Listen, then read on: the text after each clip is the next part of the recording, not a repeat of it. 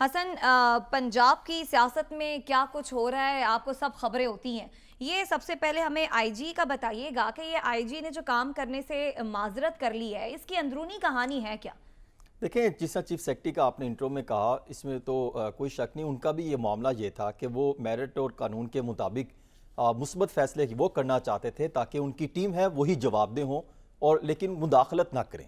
Chief minister جو کہتے ہیں وہ ہوتا رہے. چیف منسٹر کے ساتھ اور آئی جی اور چیف سیکرٹری کے ساتھ بہترین جو ہے وہ ان کی کوارڈینیشن تھی. لیکن کچھ جو ہے جیسا اطلاعات یہ ہیں کہ عمران خان صاحب نے ان کو فون کیے، دیگر لیڈران نے بدتمیزی کی، تو یہ تو کوئی برداشت نہیں کرتا. اس پر وہ پھر چھٹی پر چلے گئے، انہوں نے کام کرنے سے انکار کر دیا. انہوں نے کہا ایسے تو ہم کام نہیں کر سکتے. دوسرا یہ تھا آئی جی پنجاب کے معاملہ. آئی جی پنجاب بھی بڑے پروفیشنل اور انتہائی کمپیٹنٹ آفیسر ہیں. ابھی یونائٹڈ نیشن میں ان کی جو ہے وہ تعیناتی ہوئی ہے. 2-3 ماہ لگیں گے این او سی کے لیے، پھر وہاں پہ چلے جائیں گے اور اتنے قابل ہیں تو وہاں پہ ان کی اپوائنٹمنٹ ہوئی. جب اب 2 لاکھ پولیس کے، پنجاب پولیس کے سربراہ کو اب کل جس طرح شاہ محمود قریشی صاحب جس طرح یہ ٹاسک رکھیں گے اور ٹارگٹ کریں گے اور نازیبا الفاظ کا استعمال کریں گے، سخت جملے استعمال کریں گے، تو کون سا سربراہ ہے پولیس کا جو کام کرنے کو جو ہے وہ ترجیح دے گا؟ انہوں نے تو کہا ہم تو اس طرح کام نہیں کر سکتے. ملٹیپل ایشوز ہیں، سب سے بڑے ایشوز تو 2-3 ہی ہیں. ایک تو یہی ہے کہ جس طرح شاہ محمود قریشی صاحب نے کل سخت جملے استعمال کیے، انہوں نے چیف منسٹر کو بتایا، آگاہ کیا کہ اس طرح تو ہم کام نہیں کر سکتے اس ماحول میں. اور جتنے رینکس کے آفیسر ہیں، چاہے وہ پی ایس پی ہیں اور یا صوبائی سروس کے ہیں، ان میں شدید غم و غصہ اس جملے کو لے کر پایا جاتا ہے.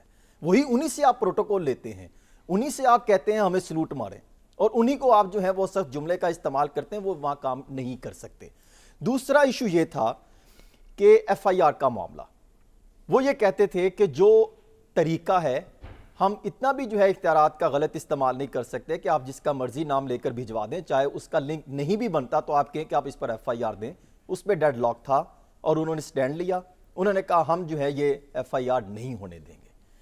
تیسری چیز یہ تھی سی سی پی او لاہور کی تعیناتی کا معاملہ. ان کے وہ یہ کہتے تھے وفاق نے، کیونکہ ان کو کہا کہ آپ وفاق رپورٹ کریں، انہوں نے کہا کہ ہم رپورٹ نہیں کرتے. آئی جی صاحب یہ فرماتے رہے، ان کو یہ ڈائریکشن دیتے رہے کہ آپ وفاق میں جائیں، رپورٹ کریں. جی حسن. اور یہ رپورٹ نہیں کیا، ان کی سسپینشن کر دی وفاق نے. اور اس کے اندر ایک کہانی ہے. اچھا، وہ کیا؟ وہ یہ کہانی ہے کہ جو جے آئی ٹی بنانے جا رہے تھے پنجاب میں، یہ اسی معاملے پر جو ایف آئی آر کے بعد جے آئی ٹی بننی تھی، پریشر یہ ڈالا جا رہا تھا کہ آپ جوائنٹ انویسٹیگیشن ٹیم پہلے بنائیں اور اس کا سربراہ یہ سی سی پی او لاہور غلام محمود ڈوگر ہوں گے.